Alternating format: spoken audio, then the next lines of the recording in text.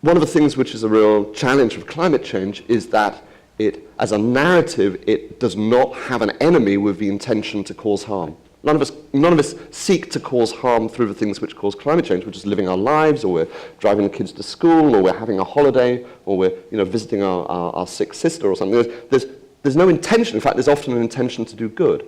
So when we say that these things are harmful, it creates a lot of it's a heavy emotional load, and it creates a lot of tension for people. So in the absence of an enemy with intention to cause harm, I'm afraid that we know for the way that our brains deal with narratives that missing parts on narratives are like a vacuum that seeks to be filled.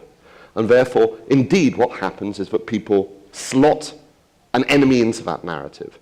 They will bring one in. On my own side, on the environmental side, I think we have overemphasized the role of the disinformation campaign or the oil oligarchs funding misinformation. I'm not saying these aren't serious problems, but I'm saying I think we've done that because we're so drawn towards enemies.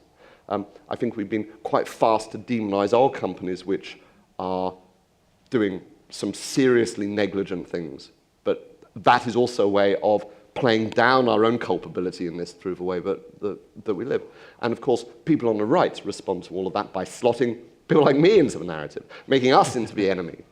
And therefore, we just get into this head-to-head of one set of enemies against another. Again, as I said, but the narrative structure we create around climate change becomes the issue. And that becomes the thing which people say, I believe in climate change or I don't believe in climate change. It's the story that's been built around it.